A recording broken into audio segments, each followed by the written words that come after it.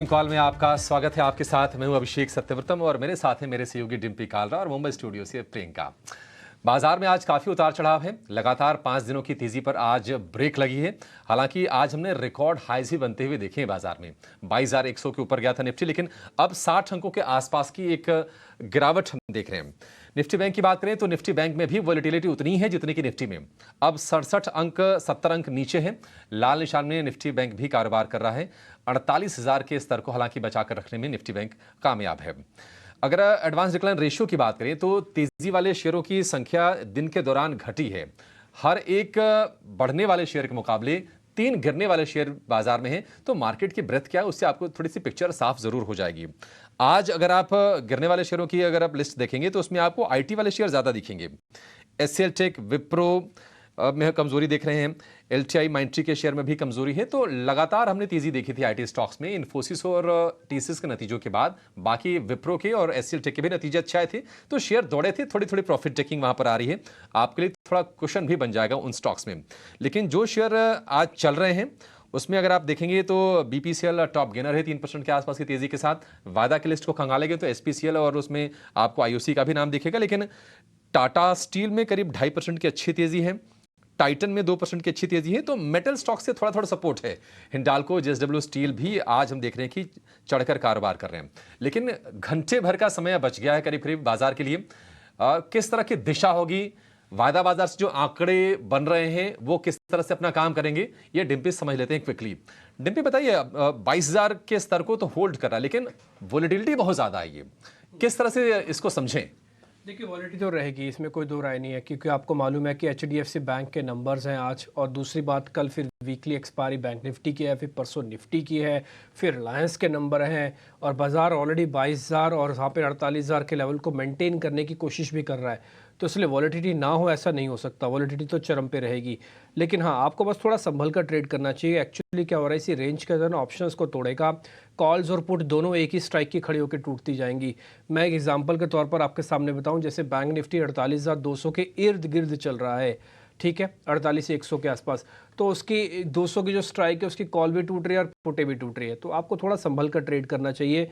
और मेरा ऐसा मानना है, जब एचडीएफसी को दिखा सकते हैं आप, एचडीएफसी बैंक को। अगर आप निफ्टी बैंक को ट्रैक कर रहे हैं तो आप निफ्टी और बैंक निफ्टी के मुकाबले ज़्यादा अच्छे इंडेक्स को ट्रैक कर रहे हैं, बैंक निफ्टी को। पहला पॉइंट, अगर तेजी के पॉइंट ऑफ व्यू से सोच रहे हैं तो। दूसरा, ये एचडीएफसी बैंक है। देखिए, आज इसके ना नंबर्स आने हैं, 2 दिन से लगातार चला हुआ है। आज एथिकली या तो टूट जाना चाहिए था तो और चलना चाहिए था। ये बिल्कुल एक रेंज में फंस गया है। 1600 वाला शेयर सिर्फ 60 पैसे ऊपर नीचे हो रहा है दिन भर में। तो यहाँ पर आके ना थोड़ा कन्फ्यूजन है। एचडीएफसी के नंबर डिसाइड करेंगे कि आपका ट्रेंड कैसे बनेगा। अगर ये नंबर्स अच्छे आए, हक में आए, जो डिलीवरी के डाटा या मार्केट का मोमेंटम या फिर एचडीएफसी को देख के लग रहा है कि इसके हक में आएंगे, तो फिर क्या होगा, 48,000 का लेवल बचेगा, 500 पॉइंट का रूम खुलेगा, इंडाइसिस भी 22,200 तक पहुंचेंगे। अगर इसके नंबर्स खराब आए तो कल बैक टू बैक आपको बैंक निफ्टी का प्रेशर और परेशान करेगा। तो इसलिए आज का अभी 1 घंटा और आने वाला एक 24 घंटे, ये सब कुछ निर्धारित होगा एचडीएफसी बैंक के नंबर्स और उसके बाद के फ्लोज के ऊपर। तो इसलिए बड़ी पोजीशंस ना लें, जो पोजीशंस ले रखे हैं उसी को कैरी करें, उसको संभालें। तेज़ी मंदी दोनों पोजीशंस को ओपन रखें, टाइट स्टॉप लॉस रखें, ये थोड़ा करने की ज़रूरत है इस समय। और अगर आपको इंट्राडे काम करना नहीं आता है या नहीं आ पा रहा है या नहीं करना चाहते, तो कृपा करके बाजार को छोड़ दें। फिलहाल सेटल होएगा तो आपके लिए फिर से मौका मिलेगा। और जिनके पास ऑलरेडी पोजीशंस हैं वो सिर्फ ट्रेलिंग स्टॉप लॉस लगाएं, उनकी तो ऐश ही ऐश है। और हमारे साथ मेहमानों की पूरी टीम जुड़ चुकी है। आशीष कपूर है, ध्वनि पटेल, राजेश पालविया, रुचित जैन और मेरी सहयोगी मुंबई से प्रियंका भी हैं, जो इनसे इंट्रोड्यूस करवा के आपको आगे की थोड़ा और पता करवाएंगे कि इस समय बाजार के अंदर क्या करना चाहिए। प्रियंका। बिल्कुल। तो ये तो एक इनिशियल सेटअप सा दिख रहा है, कॉशियस फॉरवर्ड होना होगा आपको, लेकिन अब एक्सपर्ट स्ट्रैटेजी क्या बना रहे हैं। आशीष कपूर बाजार पर फंडामेंटल नजरिया देंगे, राजेश पालविया, रुचित जैन और ध्वनि पटेल हमें टेक्निकल नजरिया देंगे। Good afternoon to all of you. Quickly एक बार पहले बाजार पर एक टेक्निकल व्यू ले लेते हैं। राजेश, किस तरह से आप ट्रेड करेंगे? 22,000 एक बड़ा सपोर्ट दिख रहा था, जिस तरह से आप नीचे की पुट राइटिंग देखें स्ट्राइक्स में, तो 22,000 को तो अब तक बचा के रखा है बाजार ने इस वक्त। और रेंज कल ही दिख रही थी कि जिस तरह का 200 पॉइंट का एक रेंज दिख रहा था, उसके बीच ही बाजार हो सकता है क्या? अभी फिलहाल क्या आपने सपोर्ट को प्रोटेक्ट करके रखेगा मार्केट? इसी रेंज के बीच होंगे हम 22,000 से 22,200, या फिर other side of the trade दिख रहा है आपको, वन डायरेक्शन ट्रेड दिख रहा है आपको? Good afternoon Priyanka ji, good afternoon everyone. सो देखिए, मार्केट में अभी भी देखें तो वोलेटिलिटी जरूर है, लेकिन यहाँ पे डेटा के हिसाब से भी बात करें तो यहाँ पे 22,000 21,950 ये एक इम्पॉर्टेंट सपोर्ट एरिया है नियर टर्म सेटअप के हिसाब से। यहाँ पे ही मेजर पुट बेस कंसंट्रेशन देखने को मिल रहा है वीकली सीरीज के हिसाब से। तो हमें लगता है कि आज और कल के सेशन में 21,950 ये एक इम्पॉर्टेंट लेवल है। अगर इसको होल्ड आउट करने में निफ्टी कामयाब रहती तो हमें लगता है वापस से लोअर साइड से बाइंग इंटरेस्ट वापस बनते हुए दिखेगा। ऑन द हायर साइड तो मेजर कॉल राइटर्स ने पोजीशंस आज बनाई है, वो बनाई है मेजर 22,100 की स्ट्राइक पे। तो ये एक चैलेंजिंग लेवल रहेगा अभी नियर टर्म एक या दो ट्रेडिंग सेशन के लिए। अगर 22,100 को निकालने में कामयाब होगा तो यहाँ पे शॉर्ट कवरिंग का मूव बनते हुए दिखेगा। तो हमें लगता है छोटी ही रेंज में मार्केट ट्रेड करेगा 21,950 से 22,100। ये एक रेंज हमें लगता है एक से दो ट्रेडिंग सेशन में देखने को मिलेगी, और आइदर साइड ब्रेकआउट ब्रेकडाउन फिर यहाँ से फ्रेश डायरेक्शन को मार्केट को फर्दर एक्सटेंड करते हुए दिखेगा। वहीं अगर हम बैंक निफ्टी में बात करें तो बैंक निफ्टी में 47,800 47,900 ये दोनों लेवल काफी इंपॉर्टेंट है डाउन साइड में। और हमें लगता है कि अगर जब तक ये लेवल इंटेक्ट है, ट्रेंड अभी भी बुलिश साइड का ही रहेगा। बाय ऑन डिप्स की रणनीति है दोनों इंडेक्स में।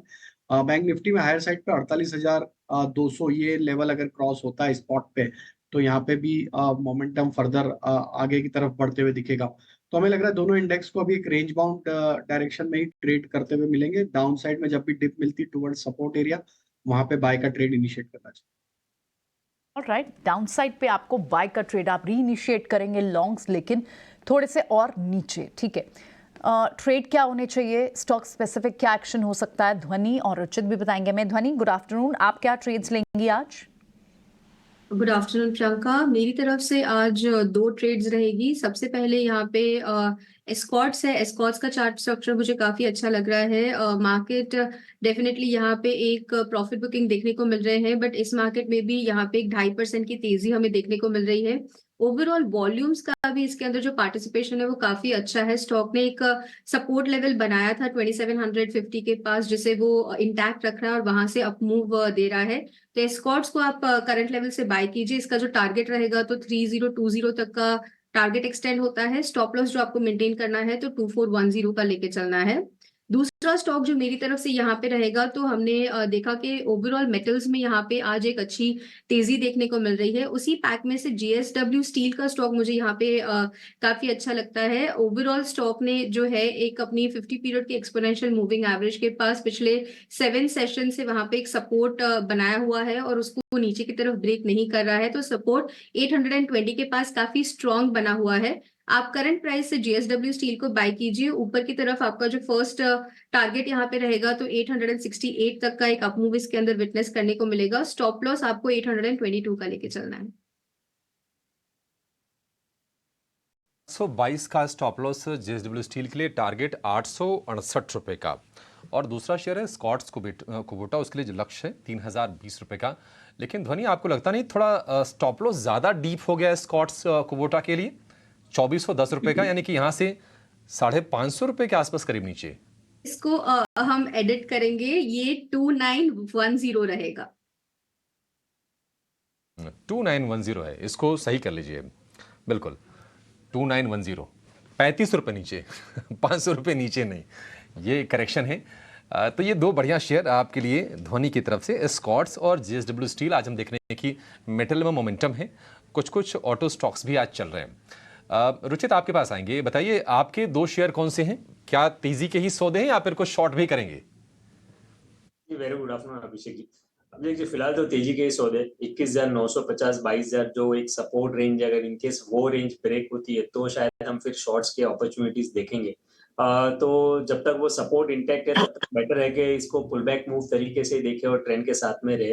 तो मेरे जो दो बाय पिक्स है, पहला है डाबर में। सो डाबर में हम देख रहे हैं कि इम्पल्सिव अपमूव टेक्निकली ये स्टॉक ने बनाया, और जनरली जब हम इम्पल्सिव अपमूव के टर्म्स यूज करते हैं सिर्फ स्टॉक्स में यूज होता है जब वो स्टॉक का ब्रॉडर ट्रेंड पॉजिटिव हो। सो काफी कंसोलिडेशन फेज ये स्टॉक ने दिखाया है पिछले कुछ समय में, और ये कंसोलिडेशन से अब ये स्ट्रॉन्ग सपोर्ट बेस बना के अप मूव की रिजम्पशन की शुरुआत में हमारे हिसाब से करंट लेवल्स से हो रही है। सो यहाँ पे रिस्क रिवॉर्ड रेशियो भी फेवरेबल है। और दूसरी चीज ये है कि अगर मार्केट्स में ऐसी थोड़ी वॉलेटिलिटी रहती है तो एज ए डिफेंसिव स्पेस जो थोड़े लो बीटा नेम्स है जो ज्यादा हाईली वॉलेटाइल नहीं हो, आई थिंक वहां पे थोड़े से फ्लो शिफ्ट हो सकते हैं। तो डाबर करंट लेवल्स पे 545 के नीचे स्टॉप लॉस रख के खरीदारी की सलाह रहेगी। 580 और 590 ये दो टारगेट्स शॉर्ट टर्म के लिए डाबर में रहेंगे। और मेरा दूसरा पिक एक ब्रेकआउट स्टॉक है, वो है बीपीसीएल। सो लगभग 2 से 3 हफ्तों का कंसोलिडेशन इवन बीपीसीएल में देखा गया और उसका वो जो कंसोलिडेशन था वो आज स्टॉक के प्राइसेस वो कंसोलिडेशन के रेंज से बाहर निकले। और आज के वॉल्यूम्स भी देखेंगे तो जो डेली एवरेज वॉल्यूम्स उससे हो रहे हैं उससे कई बेहतर वॉल्यूम्स के साथ में ब्रेकआउट आया है। तो बीपीसीएल करंट लेवल्स पे खरीदारी करे, 460 के नीचे स्टॉप लॉस रखे, 490 के अराउंड के टारगेट्स के लिए। 490 का टारगेट बीपीसीएल के लिए। बीपीसीएल आज निफ्टी के टॉप गेनर्स में भी ये शेयर शामिल है। इनफैक्ट टॉप गेनर है, 3% के आसपास की तेज़ी है। लेकिन एजेंसीज के हवाले से ये खबर आ रही है और आपके लिए बहुत काम की है। और ख़ास तौर से अगर आपके पास मेटल शेयर्स हैं या फिर ट्रेडिंग के पोजीशन हैं तो ये खबर आप बहुत गौर से देखिएगा, क्योंकि चीन इकोनॉमी में और ज़्यादा राहत पैकेज लाने की तैयारी कर रहा है और कुछ बॉन्ड्स के ज़रिए पैसे इन्फ्यूज़ करने की योजना बना रहा है अपनी इकोनॉमी में। तो जिनका डायरेक्ट लिंकेजेस है जैसे कि मेटल स्टॉक्स, क्योंकि चीन सबसे बड़ा प्रोड्यूसर भी है, कंज्यूमर भी है, तो इनके लिए एक निश्चित तौर पर एक पॉजिटिव खबर होती है। आप देखिए निफ्टी का जो मेटल इंडेक्स है 1% के आसपास की तेज़ी है और आपको मेटल्स में आज ट्रेड भी सुझाए हैं। धोनी ने जेएसडब्ल्यू स्टील को खरीदने की सलाह दी है। टाटा स्टील अब 2% ऊपर है, 2-2.25% ऊपर ये कारोबार कर रहा है। तो दो शेयर रुचित की तरफ से, डाबर और बीपीसीएल। राजेश जी, आपके ट्रेड्स क्या हैं सर? तो अभिषेक जी, गुड आफ्टरनून। तो पहला ट्रेड मेटल से और आपने बिल्कुल ये चर्चा में शामिल किया। तो टाटा स्टील ही पहला स्टॉक है हमारा यहाँ पे बाय करने के लिए। अगर इसका ओवरऑल स्ट्रक्चर देखें तो पिछले 5-6 ट्रेडिंग सेशन में स्टॉक ने एक लोअर साइड पे एक अच्छा बेस बना के अब यहाँ पे डेली वीकली टाइम फ्रेम पे एक ब्रेकआउट आते हुए दिख रहा है। हमें लगता है जिस तरीके से यहाँ पे ओपन इंटरेस्ट ऐड होते हुए दिख रहा है, पिछले आधे घंटे में देखें तो काफी अच्छे ओपन इंटरेस्ट यहाँ पे ऐड होते हुए दिखे। ये स्टॉक में हमें लगता है 145 148 की तरफ ये स्टॉक बढ़ते हुए दिख सकता है। स्टॉप लॉस रखेंगे 135 का। दूसरा स्टॉक मेरा कोइंसाइड ही हो रहा है रुचित के साथ। टारगेट तो सेम है, स्टॉप लॉस मेरा 466 है। हमें भी लगता है कि BPCL overall oil marketing companies में, ओएमसी कंपनीज में, ऑयल एंड गैस सेक्टर में एक अच्छा बाइंग का रुझान पिछले कई दिनों से चलते हुए दिखा है और हमें लग रहा है कि फर्दर यहाँ पे मोमेंटम एक्सटेंड होते हुए दिखेगा। बीपीसीएल 490 के टारगेट के लिए बाय करना, स्टॉप लॉस 466। तीसरा स्टॉक फार्मा स्पेस से और उसमें हमें लगता है बायोकॉन के साथ जाना चाहिए। बायोकॉन में एक अच्छा अप ट्रेंड यहाँ पे देखने को मिला है। ओवरऑल इसके जो स्ट्रक्चर बने हुए हैं, हमें लगता है ये स्टॉक एक अच्छी तेजी पोजिशनल बेसिस पे भी कंटिन्यू करते हुए दिख सकता है। हमें लगता है कि ये स्टॉक में अभी ट्रेडिंग पॉइंट ऑफ व्यू से जो टारगेट आ सकते हैं वो करीब 298 तक की अपसाइड यहाँ पे आते हुए दिख सकती है। स्टॉप लॉस रखेंगे करीब 283 के आसपास। 283 का स्टॉप लॉस। बायोकॉन में देखने की अच्छे मूव्स आ रहे हैं। बायोसिमिलर को लेकर एक खबर भी आई थी कल, उसके चलते हमने शेयर को चढ़ते हुए देखा और आज भी जोश कायम है। राजेश जी का भले एक स्टॉक कोइंसाइड कर रहा है, लेकिन क्या होता है ना कि एक स्टॉक कम होता है लेकिन जो कन्विक्शन होता है वो डबल हो जाता है जब दो एक्सपर्ट्स के एक ही शेयर होते हैं, और वो शेयर है बीपीसीएल का। ठीक है, आगे बढ़ने से पहले जरा ये जान लेते हैं कि ऑप्शंस के जरिए बाजार में आपके लिए मौके कहां पर बनेंगी और लेकर आएंगी ऑप्शंस के champion.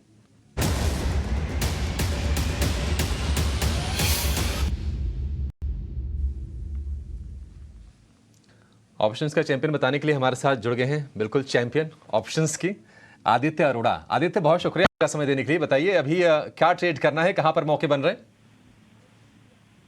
Very good afternoon Abhishek ji. मुझे ऐसा लग रहा है कि बाजार अभी थोड़ा सा बटा हुआ है। कुछ कुछ हिस्सों में आपको अच्छी तेजी दिख रही है, कुछ कुछ में प्रॉफिट टेकिंग है। तो मैं थोड़ा प्रॉफिट टेकिंग वाली साइड जाना चाहूंगा और स्टॉक है LIC हाउसिंग फाइनेंस। तो उसमें एक मंदी का ट्रेड अच्छा बन रहा है। इसमें 590 का पुट खरीद सकते हैं, 16.25 चल रहा है, और 570 का पुट बेचना है जो अभी 6.75 चल रहा है। इसमें मैक्स प्रॉफिट पोटेंशियल है 21,000 और मैक्स लॉस पोटेंशियल है 19,000। तो अगर नीचे घटेगा स्टॉक तो मुनाफा बढ़ेगा। ठीक है जी, लेवल्स हमने नोट कर लिए और स्ट्राइक्स हमने नोट कर ली है। प्रॉफिटेबिलिटी और लॉस मोटा मोटी आपने चेक कर लिया होगा। LIC हाउसिंग पे आप ध्यान रख सकते हैं, एक पुट और साथ ही एक पुट खरीदनी और बेचनी, दोनों की स्ट्राइक आपके सामने लिखी है। आगे बढ़े। आशीष कपूर भी इस बीच हमारे साथ जुड़ चुके हैं, उनसे मैं सवाल लूँ उससे पहले ना एक काम करता हूँ, अपने सहयोगी को भी जोड़ लेता हूँ, गौरव को। वो इस वजह से क्योंकि HDFC बैंक के नंबर्स आने वाले हैं, ठीक उससे पहले ज़रा पोजीशनिंग ले लेते हैं। और HDFC बैंक बिल्कुल शांत है, कोई हिंट नहीं कर रहा कि किस तरफ जाके बैठेगा। हम तो सिर्फ डिलीवरी डाटा को चेक करते हैं। मैंने जो कल चेक किया, मैंने जो सेटअप चेक किया, मेरे को उतना ख़राब नहीं लग रहा है। मैं सिर्फ इतनी ही बात बोलना चाहता हूँ। आगे मैं आपको बाय या सेल का कोई गाइडेंस नहीं दे रहा, हाँ। लेकिन एक बार पहले गौरव से नंबर समझ लेते हैं कि कैसे आ रहे हैं, फिर आशीष सर से थोड़ा आइडिया लेंगे। गौरव जी बताइए सर, कैसे नंबर आ रहे हैं HDFC बैंक के? तो HDFC बैंक के रिजल्ट्स आएंगे थर्ड क्वार्टर के लिए, और इससे पहले हम देखते हैं कि कंसेंसस का क्या मानना है इन नंबर्स को लेके। तो उनका मानना यह है कि हमें नेट इंटरेस्ट इनकम में कहीं पे इंक्रीज़ देखने को मिल सकता है 6% का ऑन अ QOQ बेसिस। कहीं पे pre provisional profit, operating profit जो है वहाँ पे हमें 5% का इंक्रीज़ देखने को मिल सकता है। और ये जो नंबर है वो कहीं पे हम 23,800 करोड़ के लेवल पे एक्सपेक्ट कर सकते हैं। पैट की अगर बात करें तो कहीं पे उनका मानना यह है कि 1% डिक्लाइन आएगा, क्योंकि इस क्वार्टर में हमें कहीं पे टैक्स रेट जो है वो ज़्यादा देखने को मिलेगा, और इसी के चलते हुए हमें पैट का एक्सपेक्टेशन जो है वो 15,840 करोड़ के लेवल में कहीं पे देखने को मिल सकता है। अगर हम प्रोविजनल नंबर्स की बात करें तो नंबर बैंक के मुताबिक एडवांसेस में हमें ऑलरेडी 4.9% की ग्रोथ देखने को मिल सकती है ऑन अ QOQ बेसिस, और डिपॉजिट्स में भी हमें 1.9% की ग्रोथ देखने को मिल सकती है ऑन अ QOQ बेसिस। आगे जाके कंसेंसस का मानना ये है कि लोन मिक्स में जो शिफ्ट था और एक्सेस लिक्विडिटी था उसका बेनिफिट कहीं पे ऑफसेट होगा फंडिंग कॉस्ट के इंक्रीज होने के चक्कर में। निम्स जो है वो भी कहीं पे 3.6% पे स्टेबल होते हुए हमें देखने को मिल सकते हैं, और कॉस्ट टू इनकम है उस पर भी हमें अपनी नज़र बनाए रखनी चाहिए, क्योंकि वो भी कहीं पे 40.2% के एक्सपेक्टेशन में हमें देखने को मिल सकते हैं। और आखिर में उनका मानना यह है कि बैंक की कमेंट्री जो कि होगी कॉस्ट ऑफ फंड के बारे में, लोन ग्रोथ आउटलुक के बारे में और कॉर्पोरेट लोन ग्रोथ के बारे में, वो काफ़ी इंपॉर्टेंट रहेगी इस क्वार्टर के रिजल्ट्स के लिए। ठीक है गौरव, बहुत शुक्रिया, थैंक यू वेरी मच। आपने सारे पॉइंट्स नोटिस कर लिए हैं। जैसे मैं आपको सुन रहा था ना, वैसे ही हमारे एक मेहमान आशीष कपूर जी भी आपको सुन रहे थे। आशीष सर, HDFC नंबर से पहले इस तरह की पोजीशनिंग करके बैठा है कि अगर कुछ भी अच्छा आया तो ना केवल ये चलेगा बल्कि बैंक निफ्टी को भी चलाएगा और बाज़ार की तबीयत को भी ठीक करेगा। और अगर इसके नंबर ख़राब आए तो ट्रस्ट में बैंक निफ्टी भी 500 पॉइंट नीचे जाएगा और थोड़े बाज़ार के अंदर एक प्रॉफिट बुकिंग जो ड्यू है वो उसको भी कंप्लीट करवा देगा। आपका टेक क्या है सर HDFC के नंबर आने से पहले? आप इसको कैसे कैलकुलेट करें? नंबर्स वापस हम स्क्रीन पर एक बार दिखा देंगे। Good afternoon, thank you for having me over. मेरे मुताबिक देखो अब एग्जैक्टली क्या आता है तो देखना पड़ेगा, बट मेरे मुताबिक HDFC बैंक बहुत कोई ऐसा स्टॉक है ना नहीं, काफी देर से अंडर परफॉर्म कर रहा है। तो लकीली आई डोंट थिंक कि बहुत ज्यादा पोजीशन बिल्डअप है। वो ठीक है, एक सेंटिमेंटल मूव आ सकता है ऊपर या नीचे, बट मेरे को नहीं लगता कि बहुत ज्यादा अंतर आने वाला है, क्योंकि एक तो अभी जो प्रोसेस है इनका जो चल रहा है HDFC के मर्जर का, उसमें अभी भी एक प्रोसेस अभी भी खत्म नहीं हुआ, और मेरे को नहीं लगता कि इस तिमाही के नतीजों से कुछ इतनी क्लैरिटी आएगी कि वो कितना आगे बढ़ा है। मेरे मुताबिक अभी भी स्टेटस को रहेगा। और दूसरा, क्योंकि पोजीशन बिल्डअप इतना है नहीं, इतना कोई इंटरेस्ट इस स्टॉक में रहा नहीं, तो हैवी वेट है, बट मेरे मुताबिक बहुत ज्यादा ऊपर नीचे मूवमेंट नहीं देगा कल। तो मेरे को नहीं लगता कि ये डिसिसिव मूव होने वाला है आइदर ऑन द अपसाइड और द डाउनसाइड। दूसरा, मार्केट का वैसे ही रुझान काफी तेज है, और अगर किसी वजह से सरप्राइजिंगली पॉजिटिव आ जाता है नंबर या पॉजिटिव आगे गाइडेंस आ जाती है, तो उसमें ये जरूर हेल्प कर सकता है कि दिस कैन हेल्प। और जो बैंक निफ्टी थोड़ा सा रिलेटिवली अंडर परफॉर्म किया है, उसके बैंक निफ्टी की अंडर परफॉर्मेंस को ये मिटा सकता है। So I think the chance of a positive breakout if the results are better than expected या guidance is better than expected या कुछ और अच्छी अनाउंसमेंट आती है, is more than disappointment, क्योंकि disappointment में तो इतना कोई इस पे बैठ करके चल भी नहीं रहा। तो इसलिए पॉजिटिव सरप्राइज का मेरे मुताबिक चांस ज्यादा है। ठीक है, ये ना वर्ड को आप नोटिस करके रखिएगा, जो बिल्कुल सर ने आपको लास्ट में बोला कि पॉजिटिव सरप्राइज आने के चांसेस थोड़े ज़्यादा हैं। देखिए कई बार ना डाटा बहुत सारी चीज़ें आपको कह रहे हैं। आज यकीन से माने, आज ना बैंक निफ्टी ज़्यादा टूट जाता अगर HDFC इस तरह का बिहेव ना कर रहा होता, और आज सुबह इसके बिहेवियर की वजह से ही बैंक निफ्टी को भी लाल निशान देखना पड़ा, नहीं तो देखता भी नहीं वो, आज दिन भर में आता भी नहीं बैंक निफ्टी लाल निशान में। बट फिर भी लास्ट में जाते आते इस शेयर के अंदर जो बाइंग अभी आ रही है, अभी अभी थोड़ी देर पहले जो बाइंग आ रही है ना, ये बैंक निफ्टी को भी हील कर रही है, थोड़ा ठीक कर रही है। मैं फिर से बोलूँगा कि जैसे आशीष सर ने कहा कि एक क्वार्टर के नंबर ना देखें, इन्वेस्टर्स के लिए नंबर नहीं है, स्विंग ट्रेडर्स के लिए बहुत इंपॉर्टेंट नंबर्स होंगे, इसलिए स्विंग वालों के लिए बहुत इंपॉर्टेंट है। प्रियंका चाहें तो एक बार एक्सपर्ट से पता भी कर लें, टेक्निकल वालों से, कि HDFC बैंक के अंदर क्या करना चाहिए। प्रियंका, उसके बाद दूसरा सवाल ले लेंगे। एक बार HDFC बैंक बता दें ध्वनि। जी बिल्कुल, ऑलरेडी HDFC बैंक में हम देख रहे हैं कि नतीजों की एक्सपेक्टेशन यहाँ पे ऑन द पॉजिटिव साइड है। पिछले कुछ मिनटों में भी यहाँ पे स्टॉक ने एक अप मूव दिया है, तो डेफिनेटली यहाँ से ओवरऑल पॉजिटिव जो है वो व्यू पॉइंट बनता है। ऑन द हायर साइड मेरा इसका टारगेट जो है वो 1710 तक का रहेगा। ये एक पॉजिटिव साइड का अप मूव जो है वो यहाँ तक कंटिन्यू करेगा। स्टॉप लॉस जो आपको मेंटेन करना रहेगा नीचे की तरफ में, तो आप 1670 का स्टॉप लॉस लेके चलिए। लॉस लगाएं, लेकिन बार बार इंडिकेट डिम्पी भी बार बार कह रहे हैं क्योंकि HDFC बैंक का वेट इतना बड़ा है, तो ये बाजार को ये जो थोड़े से रेजिस्टेंस में अटक रहा है, हल्की सी प्रॉफिट बुकिंग सी आ रही है, उसको एक अनदर लेग पे ले जा सकता है अगर नंबर्स अच्छे आए तो। लेकिन जहां नंबर्स का बड़ा डेंट पड़ा है उनमें से एक स्टॉप है एंजल वन, क्योंकि आज बाजार की एस्टिमेशन से थोड़े वीक नंबर्स आए और काफी चला भी है स्टॉक, तो एक अच्छी पनिशमेंट आपको एंजल वन में 15% तक की हैमरिंग इस स्टॉक पे दिख रही है। लेकिन क्या इन लेवल्स पे ऐड करना ठीक होगा, क्योंकि फंडामेंटली तो अच्छा स्टॉक है। आशीष, अगर इस तरह के एक आध एक्सीडेंट हो जाए तो आप क्या रेकमेंड करेंगे? क्या इसके फंडामेंटल जिस तरह की ग्रोथ डीमैट अकाउंट्स में, नंबर ऑफ डीमैट अकाउंट में, और ये डिजिटल ट्रांसफॉर्मेशन पे जिस तरह का इनका जोर है, ओवरऑल एक अच्छी कंपनी इस वक्त एक ऐसे प्राइस पे मिल रही है, या फिर आपको लगता है और थोड़ी नीचे मिल सकती है तब लें? हाँ जी, मेरे मुताबिक you are right, financial inclusion and जो एक्सपेंशन हो रहा है कैपिटल मार्केट्स में, वो बहुत रियल एक लॉन्ग टर्म थीम है। और एंजल वन, डिस्पाइट जो इनका एक साल गया, काफी नेगेटिव रिजल्ट्स भी खराब हुए, प्लस इनके रेगुलेटरी इश्यूज भी बहुत हुए, पर despite that angel one is one of the leading broking houses in India, और इसमें कोई शक नहीं, मार्केट का भी इनका अच्छा होल्ड है, अच्छा शेयर है। और मेरे को लगता है कि ये जो डिप आया है, ये कोई बहुत ज्यादा इनका नहीं देगा इनकी जो लॉन्ग टर्म एक ग्रोथ स्ट्रेटजी है उस पे, और मेरे मुताबिक इसमें खरीदारी करनी चाहिए। और अब नीचे कितना जाएगा ये तो कहना मुश्किल है, पर मेरे मुताबिक यहीं से खरीदारी आपको शुरू करनी चाहिए। और मेरे को आई एग्री विद यू कि ये जो डिप है, इसमें एक बाइंग अपॉर्चुनिटी उभर के आ रही है। अपॉर्चुनिटी के तौर पर इसको देखना चाहिए, पर एग्जैक्ट लेवल्स यानी कहां तक और स्लिप कर सकता है, इसका बड़ा सपोर्ट कहां है, ये सब आके समझेंगे। तो खरीदना है लेकिन इन लेवल्स पर ही खरीद लेना है, या फिर नीचे और थोड़ा सस्ता मिल सकता है, ये एक ब्रेक के बाद लौटेंगे तो राजेश के साथ समझेंगे। वक्त छोटे से ब्रेक का है। इस वक्त आप एंजल वन को तो खरीदें, आशीष कह रहे हैं कि फंडामेंटली अच्छा स्टॉक है, लेकिन किन लेवल्स पर खरीदें? राजेश पालविया से एक बार चेक कर लेते हैं। राजेश, कितना और नीचे गिर सकता है ये, या फिर इमीडिएट सपोर्ट कहाँ है जहां से एक बाइंग इमर्ज हो सकती है? तो देखिए प्रियंका जी, स्टॉक एक स्ट्रॉन्ग अप ट्रेंड में था, लेकिन आज की जो गिरावट है उसमें एक इसने अप स्लोपिंग ट्रेंड लाइन का ब्रेकडाउन यहाँ पे करते हुए दिखा। स्टॉक आज 20 डे मूविंग एवरेज के नीचे फिसलते हुए दिखा, और आज अभी तक का जिस तरीके का यहाँ पे बिहेवियर है, हमें लगता है कि उसके नीचे ही बंद होते हुए दिखेगा। तो यहाँ पे अब 3500 तो इसके लिए मेजर सप्लाई जोन रहेगा, जब तक ये 3500 के ऊपर वापस नहीं आता, थोड़ा यहाँ पे दबाव देखने को मिलेगा। ऑन द डाउन साइड जो इसके important support near term chart पे जो बनते हुए आ रहे हैं, वो है करीब यहाँ पे 3175 3200 के आसपास।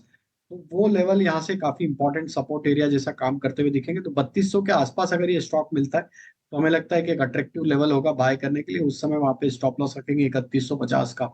और अभी हमें लगता है पुल बैक में मेजर सप्लाई जोन इसका 3500 के आसपास है। अगर ये 3500 के लेवल के ऊपर वापस से क्लोजिंग बेसिस पे उसके ऊपर सस्टेन होना चालू करेगा, तो ये वापस अपने अप ट्रेंड को भी रिज्यूम करते हुए दिखेगा। तो overall long term medium term structure में कोई भी एज सच वीकनेस नहीं है। नियर टर्म में जरूर एक रिएक्शन मिला है नंबर्स का, तो हमें लगता है ये डिक्लाइन जो मिला है इसको अपॉर्चुनिटी जैसा यूज करना चाहिए। 3200 के आसपास बाय करने की सलाह। थोड़ा सा रुककर आपको यहाँ पर एक पोजीशन बनाने का सोचना चाहिए। तो बात हो गई एंजल वन पर, लेकिन इस वक्त कई सारी फुटेज जो आप सोशल मीडिया पर देख रहे हैं फ्लोट हो रही हैं, और वो है किस तरह से फ्लाइट डिले के कारण लोगों को, आम जनता को परेशानी हो रही है।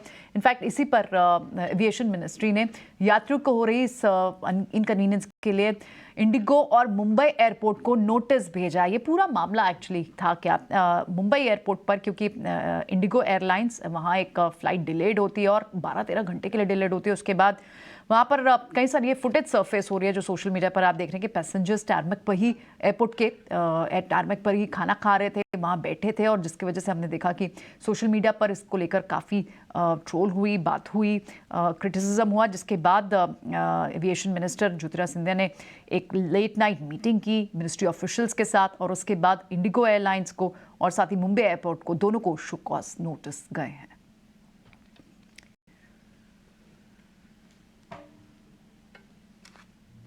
तो पुअर मैनेजमेंट थी जो क्लियरली निकल कर आई और जिसके बाद शो कॉज नोटिस गए हैं। लेकिन नंबर्स जहाँ जहाँ अच्छे आ रहे हैं वहाँ हम रिएक्शन भी ले रहे हैं। फेडरल बैंक के Q3 नंबर्स पर हमसे खास बातचीत में बैंक के MD और CEO श्याम श्रीनिवासन ने क्या कहा। उन्होंने कहा कि पहली बार उनका जो पैट है वो 1000 करोड़ रुपए के पार गया है। आइए सुनवाते हैं आपको। The first time ever the bank hit the 4-digit quarterly profit number. We crossed 1,000 crores of net profit in Q3. Sequentially, it's been 854 first quarter, 954 second, and this quarter was a record number of 1,007. And this on the back of a fairly strong FY23. 24 looks like on course on all the key metrics the bank has been seeking to work on. You know, it is a tight market for all players. We've held out quite well. And I do believe this momentum of ROA and ROE expansion should continue as we look into either the last quarter of this financial year and or the next financial year. तो federal bank के अच्छे numbers और first time ever उनका जो PAT है वो एक achievement, एक माइलस्टोन के पार गया, 1000 करोड़ जिसकी बात कर रहे थे MDO। ठीक है, बढ़ते हैं आगे और अब शरद से समझ लेते हैं हमारा खास सेगमेंट खबर गर्म है, कौन सा स्टॉक पर्टिकुलरली वो लेकर आए हैं।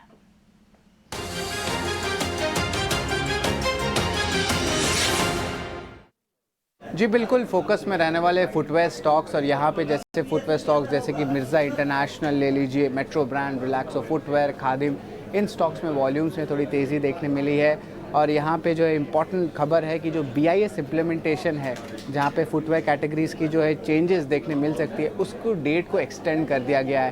पहले ये डेट जनवरी का महीना था, अब इसको एक्सटेंड करके जुलाई कर दिया गया है 2024 के लिए। अब इस एक्सटेंशन के कारण क्या होता है कि गवर्नमेंट ने जो लिक्विडेशन होती है इन्वेंट्री की, जो पुराने BIS कंप्लाइंट इन्वेंट्री, उसको अब समय के साथ जो है फुटवेयर कंपनियां और बेच सकती हैं। तो अब अगर इन्वेंट्री बिकेगा तो जो है डिस्काउंट्स भी देखने मिल सकती है। और याद रखिए तीसरी तिमाही में फुटवेयर स्टॉक्स में थोड़ी इम्पैक्ट ज़रूर आई है, क्योंकि कंजम्पशन जो होता है, डिस्क्रिशनरी कंजम्पशन, वो ज़्यादा पिकअप नहीं किया था। ये उनके ऑपरेशनल अपडेट्स में भी हमें पता चला है। लेकिन ओवरऑल आगे जाते हुए अगर ये जो है इम्प्लीमेंटेशन एक्सटेंड होती है तो जो पुरानी इन्वेंट्री है वो उसकी खपत होगी, और ये जो है एक पॉजिटिव रीड थ्रू रहेगा फुटवेयर स्टॉक्स के लिए। से रेड टेप अलग हुआ है ना, मिर्ज़ा इंटरनेशनल के बारे में ना कोई बात करता है, ना बोलता है, ना पूछता है, ना जानता है, लेकिन फिर भी शरद के पास खबर आई है तो इसका मतलब कुछ ना कुछ होगा ज़रूर। इस शेयर पे आप ज़रूर ध्यान रखिएगा। आज शेयर 10% ऊपर है। मैं आपको कोई ऐसा शेयर आज दिलवाना बताना भी नहीं चाहता जहाँ पे 10 से 15% का मूव है। पहले बाजार स्थिर हो जाए फिर इस तरह के शेयर्स हम ज़रूर पकड़ेंगे।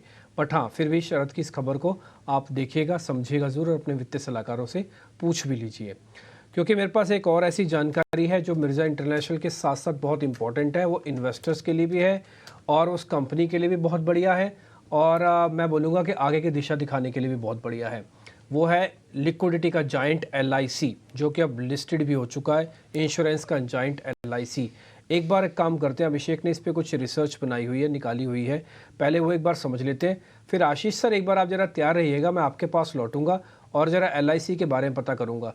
अभिषेक, LIC के दिन लौट आए हैं। बिल्कुल डिप्टी लौट आए हैं, और 4 रुपए का जो भाव है वो सभी को याद होगा। 889 रुपए जो पॉलिसी होल्डर्स को जो अलॉट हुए थे शेयर IPO में, वो भी भाव याद होगा। तो पॉलिसी होल्डर के भाव तो लौट के आ गए। आज 900 रुपए का इंट्राडे हाई बना है LIC ने, और 52 हफ्ते के ऊपरी स्तर पर यह शेयर ट्रेड कर रहा है। 6 महीने की बात करें तो जर्नी बहुत ही गजब की रही है, और 6 महीने में से अगर पिछले 2 महीने देखेंगे तो बहुत ही शानदार रहे हैं। नवंबर में तकरीबन 12% के आसपास की तेजी हमने देखी। दिसंबर की बात करें तो 22% के आसपास की रैली आई। तो कमाल की तेजी। और एक और खबर आई है जो ईटीनो स्वदेश ने आपको रिपोर्ट करके बताई भी है कि एलआईसी को 25,000 करोड़ रुपए का टैक्स रिफंड मिलने वाला है और पिछले 7 असेसमेंट ईयर के लिए टैक्स रिफंड मिलेगा। तो दरअसल ये सारी की सारी पॉजिटिविटी एलआईसी में आ क्यों रही है? दरअसल एलआईसी के चेयरमैन सिद्धार्थ मोहंती ने एक स्टेटमेंट दिया था कि जो न्यू बिजनेस प्रीमियम जो होता है उसमें वो डबल डिजिट ग्रोथ यानी कि 10% से ऊपर की ग्रोथ का लक्ष्य लेकर वो चल रहे हैं 2024 के लिए। दरअसल न्यू बिजनेस प्रीमियम यानी कि जो नई पॉलिसीज बिकती हैं और उसके जरिए जो प्रीमियम आता है उसको न्यू बिजनेस प्रीमियम कहते हैं और ये इंश्योरेंस कंपनीज के लिए बहुत बड़ा मैट्रिक्स होता है, ये ट्रिगर होता है। दिसंबर की बात करें तो उसमें ईयर ऑन ईयर करीब 44% के आसपास का हमने ग्रोथ देखा। और एक और चीज़ हुई पिछले क्वार्टर में कि एक पॉलिसी उन्होंने लॉन्च की जीवन उत्सव और उसके बाद से शेयर में हमने अच्छा खासा उत्साह देखा। एक और ट्रिगर, अगर हम पूरे पीएसयूज की बात करें तो फिलहाल एसबीआई सबसे ऊपर है, करीब 6.5 लाख करोड़ के आसपास का मार्केट कैप है, लेकिन एलआईसी धीरे धीरे करके बिल्कुल उसके करीब पहुंच गया है, करीब 5.5 लाख करोड़ के आसपास का मार्केट कैप है। अब चूंकि 96% स्टेक सरकार का ही है, 3.5% ही आईपीओ में डाइल्यूट हुए थे, इसके चलते बहुत ज़्यादा लिक्विड नहीं है, लेकिन उम्मीद करके चलेंगे कि आगे शायद इस मोर्चे पर भी कुछ काम होता हुआ दिखे। लेकिन 867 रुपये पर यह शेयर लिस्ट हुआ था करीब 8% के आसपास के डिस्काउंट के साथ, तो उसकी भी भरपाई हो गई है और अब अपने लिस्टिंग प्राइस के ऊपर जाकर यह शेयर ट्रेड कर रहा है। ठीक है, पुराने वालों का तो हो गया फ़ायदा, उनके रेट आगे वालों का पता करना है। आशीष सर, आगे वालों को आप गाइड कर दीजिए। देखो मेरे मुताबिक एलआईसी में 2 तरीके से देख सकते हैं। एक तो जिन्होंने आईपीओ में लिया, मेरे मुताबिक आपने ऑलरेडी 1.5 साल ऑलमोस्ट पेशेंटली होल्ड किया है इसको, तो वो मेरे को लगता है कि यहाँ से आपको जल्दी नहीं करनी चाहिए क्योंकि बहुत देर बाद आया है वापस, अब यहाँ से ऊपर की तरफ उम्मीद रखनी चाहिए। दूसरा, जिन्होंने नीचे लिया है, जिन्होंने 600, 650, 700 रुपए में लिया है और इसमें डिस्क्लोजर की मैंने अपने यहाँ पोर्टफोलियो में भी लिया हुआ है नीचे, मेरे मुताबिक उनको भी मेरी सलाह ये होगी कि आप राइट करें, थोड़ा केयरफुल हो जाए कि अगर बाई चांस किसी वजह से कुछ नेगेटिव होता है तो निकल सकते हैं प्रॉफिट में, बट इतनी जल्दी में ना नफा लें क्योंकि मेरे मुताबिक इसके जो देखो मार्केट में इस बुल मार्केट का क्या है, सारा जो चीज है वो फ्यूचरिस्टिक है और एक विजन पे चल रही है। अब विजन में मेरे को लगता है कि एलआईसी से बेटर विजन या एलआईसी से बेटर स्टोरी इंडिया ग्रोथ की हो नहीं सकती क्योंकि एलआईसी की जो पेनिट्रेशन है, जो हम फाइनेंशियल इंक्लूजन की बात कर रहे हैं, जो हम आगे कैपिटल ग्रोथ की बात कर रहे हैं, इकोनॉमिक ग्रोथ की बात कर रहे हैं, इंक्लूजन की बात कर रहे हैं कि मिडिल क्लास की मूवमेंट होगी आप रिच क्लास की तरफ, जो पॉवर्टी है वहां से लोग निकल के मिडिल क्लास की तरफ आएंगे, तो जो अपवर्ड मोबिलिटी की बात कर रहे हैं उसका सबसे अच्छा एक तरह से फायदा एलआईसी को मिलने वाला है। तो एलआईसी की जो स्टोरी है वो एसबीआई से भी अच्छी बन सकती है और मेरे मुताबिक स्टोरी बनेगी। तो मेरे मुताबिक अब इतना क्वेश्चन अब टेस्ट हो गया है तो कोई जल्दबाजी नहीं करनी चाहिए, आपको होल्ड करना चाहिए। मेरे मुताबिक ये आने वाले समय में एक बहुत अच्छा यहाँ से स्टोरी और बहुत अच्छी ग्रोथ बन सकती है। और जो अच्छी बात ये है कि LIC is getting very investor focus क्योंकि उनके लगातार इन्वेस्टर अपडेट्स भी आ रहे हैं, इन्वेस्टर से बात भी कर रहे हैं। तो मेरे मुताबिक और जिस तरह से सरकारी कंपनियों का भी एक तरह से रुझान बदला है मार्केट में, तो मेरे को तो काफी उम्मीद है कि एलआईसी काफी पेशेंस कर लिए, अभी शायद और यहाँ पे रुकेगा क्योंकि यहाँ पे काफी सेलिंग आएगी। जो इन्वेस्टर्स फंसे हुए हैं उनकी एक बार ब्रेक इवन आ रहा है, बट मेरे मुताबिक आपको पेशेंटली यहाँ पे और थोड़ा और पेशेंस दिखानी चाहिए कि यहाँ से मेरे मुताबिक रुझान ऊपर की तरफ काफी अच्छा निकल सकता है।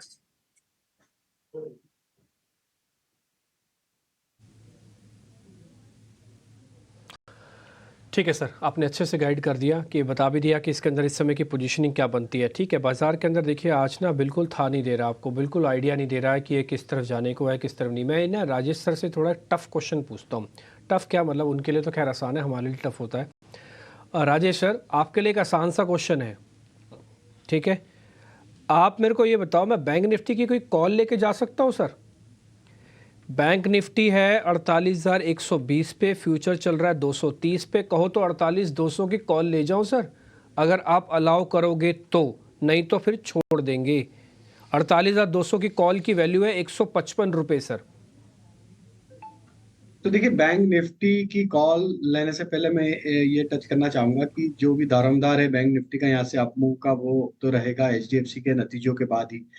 तो वहां पे अगर हम एचडीएफसी के डेटा को देखें तो 1700 की कॉल में काफी बड़ा ओपन इंटरेस्ट आज ऐड होते हुए दिखा है। और अगर हम देखें तो ओपन इंटरेस्ट जो है करीब 22,000 23,000 के आसपास के कॉन्ट्रैक्ट यहाँ पे बनते हुए दिखे हैं यहाँ पे ओपन इंटरेस्ट में।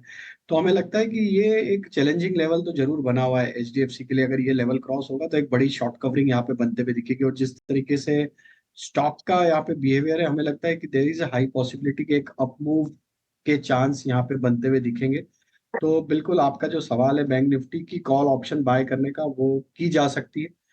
आप कल की ही जो एक्सपायरी है उसी में यहाँ पे बाय किया जा सकता है। 48,100, 48,200, 48,200 की कॉल ऑप्शन जो कि करीब ट्रेड कर रही है 154 के आसपास, इसमें बाय का ट्रेड लिया जा सकता है। स्टॉप लॉस थोड़ा सा डीपर होगा। आज का जो डे लो है करीब 110 के आसपास, वहीं स्टॉप लॉस रखना होगा। और हमें लगता है कि अगर ये डेटा के हिसाब से जिस तरीके से बना हुआ है ये सेटअप, और अब यहाँ पे 48,200 के लेवल अगर क्रॉस कर लेती बैंक निफ्टी, तो ये कॉल में आपको बड़े टारगेट भी बनते हुए दिख सकते हैं, जो कि 250 की तरफ भी ये कॉल ऑप्शन बढ़ते हुए दिख सकता है, 250 से 300 रुपए की तरफ। तो 110 के स्टॉप लॉस से भाई 48,200 का कॉल ऑप्शन कल की एक्सपायरी का बाय किया जा सकता है 17 जनवरी की, और टारगेट होंगे 250 से 300 तक के।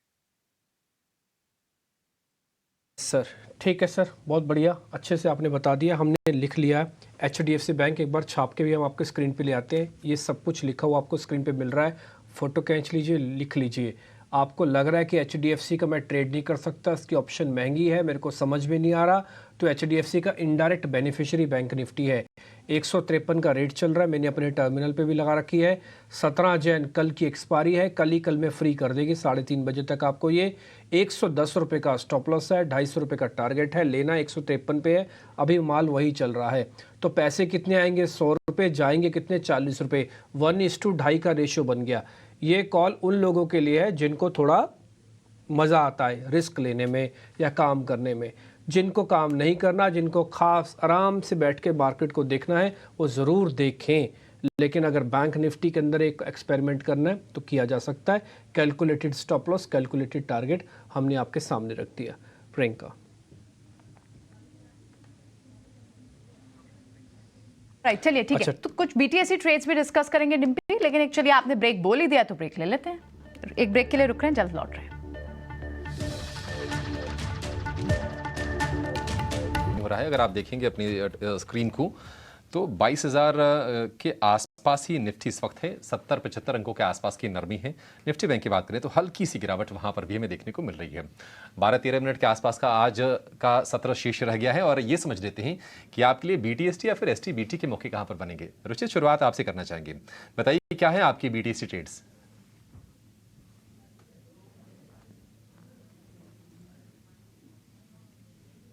रुचित जी, पिडिलाइट इंडस्ट्रीज में खरीदारी की सलाह रहेगी। सो जी, मेरी आवाज आ रही है अभिषेक जी?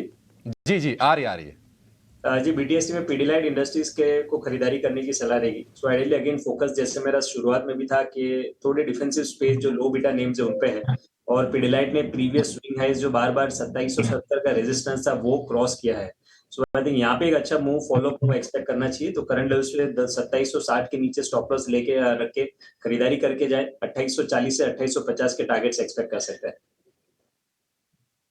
150 के टारगेट आप पीडीडेट में उम्मीद करके चलिए।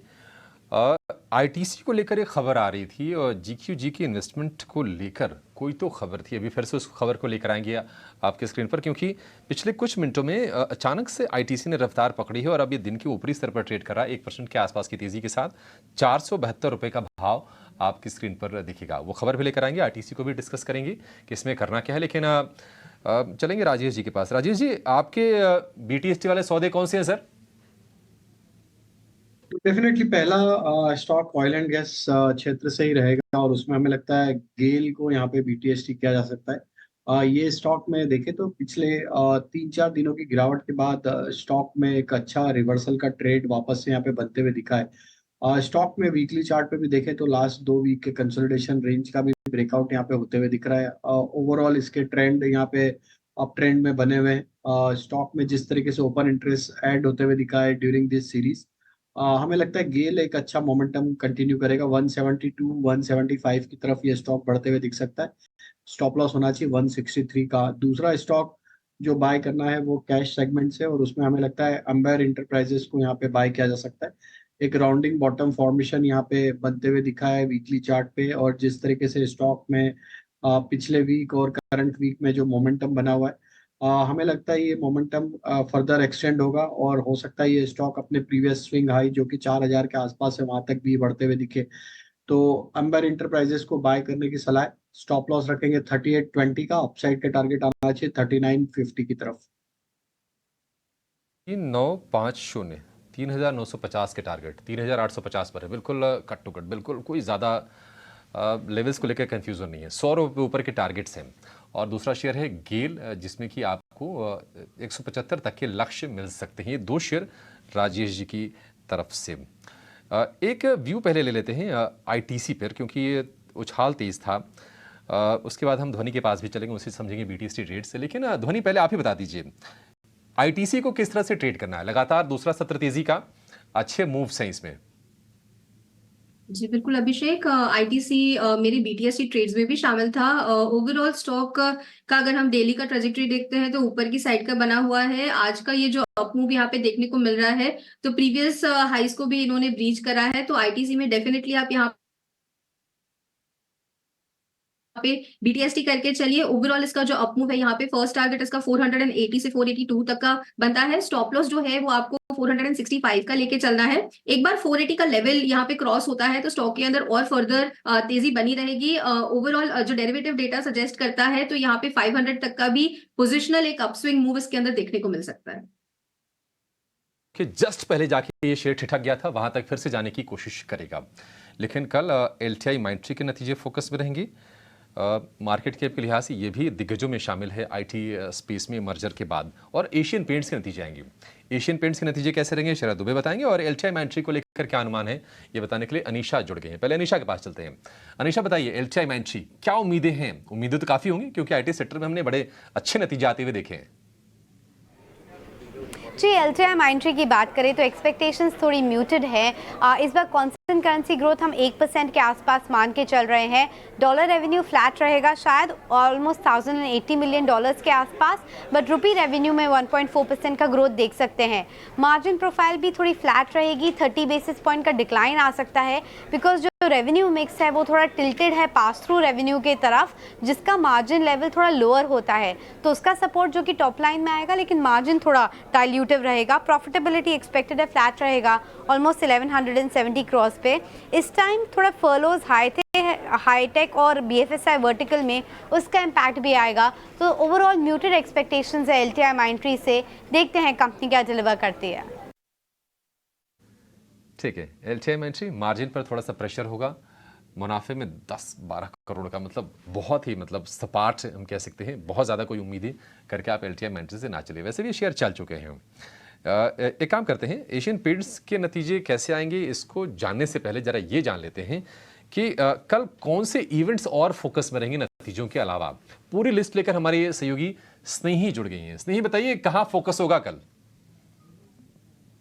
जी बिल्कुल, तो कल के लिए कुछ ज़रूरी क्यूज़ की बात करते हैं और क्वार्टर 3 अर्निंग्स से शुरू करते हैं। और निफ्टी कंपनीज़ में कल 2 कंपनीज़ अपने क्वार्टर 3 नंबर्स के साथ बाहर आएंगे।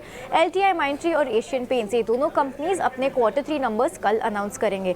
और नॉन निफ्टी कंपनीज़ में से भी 4 कंपनियां हैं जो कि अपने आंकड़े अनाउंस करेंगे। Happiest minds, ICICI prudential, Oracle financial services और आईआईएफएल फाइनेंस। तो इन सभी काउंटर्स पर कल के ट्रेडिंग सेशन में ध्यान बनाए रखेगा। कॉर्पोरेट एक्शन की बात करते हैं, आरपीएसजी वेंचर्स फोकस में रहेगा उनके प्रेफरेंशियल इश्यू के दम पर। और धामपुर शुगर का जो बायबैक होगा वो कल होगा, 300 रुपये पर शेयर। इश्यू साइज है उनका 30 करोड़। सोम डिस्टिलरीज का बोर्ड भी कल मिलेगा फंड रेजिंग के लिए। ग्रासिम इंडस्ट्रीज का राइट्स इश्यू कल खुलेगा, तो इस पर ध्यान बनाए रखेगा। और कल लास्ट दिन है चंबल फर्टिलाइजर्स के शेयर्स खरीदने के लिए बायबैक की एलिजिबिलिटी के लिए, तो कल आखिरी दिन है उसके लिए, उस काउंटर पे भी ध्यान बनाए रखेगा। और जब दूसरे इवेंट्स की बात करते हैं, टाटा पंच ईवी का कल लॉन्च है, सो टाटा मोटर्स पे ध्यान बनाए रखेगा। और कॉमर्स मिनिस्ट्री कल मिलेगी एक बहुत ही ऊंचे लेवल की मीटिंग के लिए, और वो वहाँ पे ये डिस्कस करेंगे कि जो रेड सी एरिया में जो तनाव चल रहा है उसके मुताबिक ट्रेड कैसे कंटिन्यू करे। तो इन सारे क्यूज पर कल के लिए ध्यान बनाए रखेगा। तो उसमें कुछ कॉर्पोरेट इवेंट्स भी हैं जो आपको फोकस में रखने हैं, लेकिन मेनली रिजल्ट्स ही फोकस में रहेंगे। एशियन पेंट्स के भी नंबर आएंगे और उससे कुछ न कुछ कंजम्पशन को लेकर क्या कुछ चल रहा है, कमेंट्री काफ़ी क्रूशियल होने वाली है। लेकिन आंकड़े कैसे आएंगे, शरद बता रहे हैं। शरद बताइए। जी बिल्कुल, देश का सबसे बड़ा पेंट कंपनी के जो है नतीजे आने वाले हैं और यहाँ पे देखा जाए तो रेवेन्यू में लगभग 8% का ईयर ऑन ईयर बेसिस पे ग्रोथ का अनुमान है। वहीं अगर बात करें मार्जिन्स को लेके और पैट को लेके तो ये आंकड़े जो है ज़्यादा देखने वाले हैं, क्योंकि रॉ मटेरियल कॉस्ट है उसमें गिरावट देखने मिल सकता है। ऑफकोर्स जो ग्रोथ रहेगी उसका इम्पैक्ट दो कारण रहेगा। एक है जो डिले देखने वाली है फेस्टिव और वेडिंग सीजन में, उसका इम्पैक्ट देखने मिल सकता है। हालांकि याद रखिए लो बेस है तो उसके कारण आंकड़े थोड़े ज़्यादा देखने लगेंगे। और डिमांड जो है अक्टूबर और नवंबर में तो स्ट्रेंथ दिखाया था, हालांकि दिसंबर में डिमांड में थोड़ी सी गिरावट आई और जो वॉल्यूम ग्रोथ का अनुमान है वो लगभग 10% का है। अब बात करें तो प्रोडक्ट मिक्स में जो ग्रोथ आएगी वो पुट्टी और इकोनॉमी पेंट से आने वाली है, लेकिन जो मार्जिन एक्सपेंशन होगी वो ऑफसेट हो सकती है क्योंकि ये जो खर्चे हैं उसमें बढ़ोतरी देखने मिली है। वॉल्यूम ग्रोथ के गाइडेंस जो है पहले कंपनी ने लो डबल डिजिट पे दी थी और इम्पॉर्टेंटली जो की मॉनिटरेबल्स होगी वो होने वाली है कि ग्रासिम की एंट्री एग्जिट पे जो है किस तरह एशियन पेंट्स को इम्पैक्ट पड़ता है, स्पेशली मार्च और अप्रैल में हो सकती है। Demand outlook, raw material pricing की आउटलुक और ओवरऑल रूरल रिकवरी क्या चल रही है उस पर भी बाजार की पूरी ध्यान रहेगी और आगे जाते हुए क्या कैपेक्स रहेगा स्टेटस, उस पर भी जो है पूरा फोकस रहने वाला अर्निंग्स पे। ठीक है, शुक्रिया शरद ये अपडेट्स देने के लिए। एशियन पेंट्स आज देखने की मजबूती के साथ ये शेयर ट्रेड कर रहा है। लेकिन आज हम देख रहे हैं कि मेटल्स में मूड अच्छा है और ख़ास तौर से जो एफएनओ के पार्ट हैं, आप सेल को देखिए, वहाँ पर जो मोमेंटम आया शुरुआत में उसको बरकरार रखा। हिंद कॉपर में, नाल्को में, यहाँ पर भी ठीक ठाक मजबूती है। राजेश जी, इनमें से कहीं नज़र जा रही है, कहीं बीटीएसटी के मौके बन सकते हैं इसमें से भी? तो देखिए, शो की शुरुआत में मेटल स्पेस में से टाटा स्टील तो हमने बाय ही दिया था और हमें लगता है कि ये मेटल स्पेस में एक अच्छा बाइंग इंटरेस्ट बना है, तो बिल्कुल यहाँ पे ट्रेड कैरी किया जा सकता है। अगर हम देखें तो नाल्को के शेयर को भी अगर देखा जाए, नेशनल एल्यूमिनियम को, तो वहाँ पे भी एक मोमेंटम बना है, सेल में भी मोमेंटम है। सेल तो नेशनल एल्यूमिनियम को भी यहाँ पे बीटीएसटी किया जा सकता है।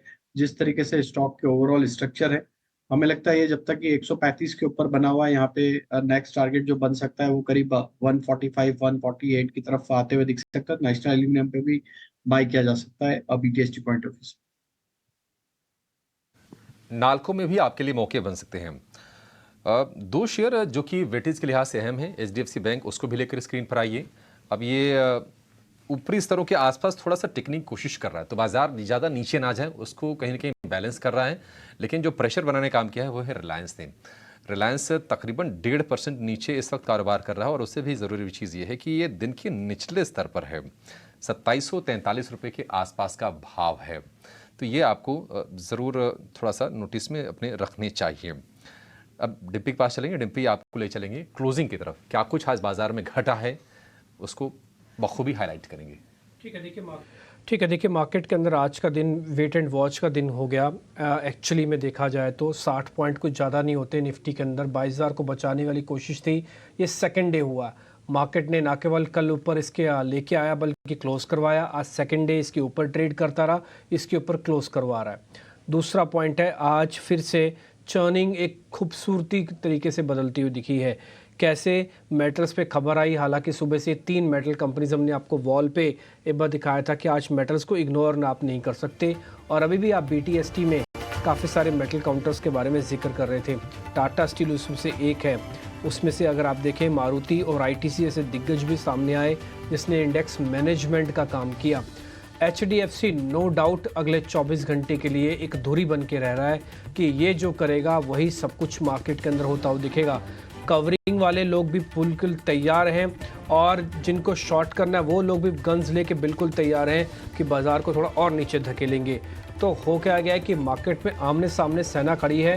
ये डिसाइड, ये हरी झंडी या लाल झंडी रहेगा एचडीएफसी बैंक, जो आज सिर्फ 6 रुपये की मामूली सी बढ़त के साथ बंद करके गया है। देखने के 2 हिस्से हो सकते हैं। पहला हिस्सा ये हो सकता है कि नंबर्स अच्छे आएंगे इसलिए टूटा नहीं। दूसरा हिस्सा ये हो सकता है कि जब नंबर्स अच्छे आने थे तो फिर थर्ड डे चला क्यों नहीं। रिलायंस इंडस्ट्रीज़ ने आज हेल्प नहीं की बल्कि उसने अपनी वेटेज से बाज़ार को थोड़ा नीचे ही धकेला है। तो इसलिए मैं कह रहा हूँ कि चर्निंग काफ़ी खूबसूरत तरीके से हो रही है मार्केट के अंदर। ना ही कोई सपोर्ट टूटा, ना ही कोई रेजिस्टेंस टूटा, बाजार एक रेंज में रह गया। एक चीज़ आप एडवांस डिक्लाइन में देख पा रहे होंगे, सुबह हमने एडवांसेस अच्छे थे, लेकिन शाम होते होते यानी कि बाजार बंद होते होते डिक्लाइंस बढ़ गए और एडवांसेस कम हो गए। इसका मतलब है कि आज अंडर द टोन मार्केट के अंदर थोड़ी प्रॉफिट बुकिंग हुई है। इंडिया विक्स के हिसाब से बाजार में कोई खास बड़ी चिंता नहीं है, 1 से 1.5% टूटा है इंडिया विक्स तो, और आज ये जो इंडिया विक्स टूटा है ये भी कुछ ज़्यादा डिस्टर्ब तो नहीं करेगा। कुल मिला के मोटा मोटी बात यही है कि कल हम HDFC के नंबर्स के रिएक्शन के साथ मार्केट में उतरेंगे। वो रिएक्शन पॉजिटिव नेगेटिव जैसे होगा उसके अंदर हम फ्लो करेंगे और एक लेवल पे आके हम फिर रुकेंगे, क्योंकि फिर हमको वीकली एक्सपायरी बैंक निफ्टी की, फिर निफ्टी की और साथ ही शुक्रवार को रिलायंस की भी तैयारी करनी होगी। बहुत शुक्रिया आज के मेहमानों का। Ashish sir thank you very much समय देने के लिए। ध्वनि आपका शुक्रिया। Rajesh sir thank you very much. और रुचि जैन आपका भी बहुत बहुत शुक्रिया, थैंक यू वेरी मच आज समय देने के लिए। तो कुल मिला के 22,000 को बचाओ और 48,000 को बनाए रखो वाला जो नारा है मार्केट ने आज फिट किया है। कल रिलायंस इस नारे को मजबूत या वीक करने का काम करे, माफ़ कीजिए HDFC मजबूत या वीक करने का काम करेगा। लेकिन कल जो होगा सो होगा। आप कल की तैयारी आज ही कर लीजिए। मनीष जी हमारे साथ जुड़ चुके हैं। नहीं मनीष जी बताइए आपको, अच्छा आप मेरे से आप पूछते थे हर बार, आज मैं थोड़ा पूछता हूँ आपसे, आपको कैसा लगता है कि HDFC बैंक के नंबर्स कैसे आ रहे हैं? थोड़ा मुश्किल सवाल है, वैसे तो मेरे हिसाब से अच्छे नतीजे आने वाले हैं। शेयर बहुत ज़्यादा चल चुका है, अब अच्छे आ जाए तो बेहतर ही है। हम तो यही चाहेंगे कि सब कुछ बाजार में चंगा चंगा रहे, बजट तक तो अच्छी मजबूती देखने को मिले। बाकी वायदा बाजार पे आपकी पैनी नज़र है तो उसके आंकड़े से आप ही बताएंगे क्या हो रहा है। और खबरों के खिलाड़ी तो हमारे बगल में बैठे हुए सामने दिख रहे हैं, अभिषेक। हाँ, अभिषेक से भी हमने आइडिया लिया था, वो भी कह रहे हैं कि ठीक। देखिए मैं अपना एक छोटा सा पॉइंट डाल के बस मैं आपको और अपने आप को फ्री करवा दूंगा, वो ये कि HDFC बैंक की डिलीवरी डाटा ठीक है, स्ट्रक्चर ठीक है। मेरे हिसाब से नंबर या तो ठीक आएंगे या तो इन लाइन आएंगे, ख़राब नहीं आने चाहिए। अगर ख़राब आते हैं तो फिर ट्रस्ट में ये ना केवल बाज़ार को वीक करेगा, खुद को भी वीक बहुत अच्छे से करेगा। बस ये एक मेरा पॉइंट है, या तो इन लाइन आएंगे या तो थोड़े से अच्छे आएंगे। चलिए तो इसी नोट पे बातचीत को आगे बढ़ाते हैं और ब्रेक के बाद जब आएंगे तो बात करेंगे उन तमाम शेयरों के बारे में जिसमें आज हमने काफ़ी ज़्यादा तेज़ी या मंदी बनते हुए दिखा है, और उन दर्शकों के तमाम सवाल लेंगे जिन्होंने हमें भेजा और जानना चाहते हैं कि इन शेयरों पे क्या करना चाहिए। छोटे से ब्रेक के बाद कल की तैयारी।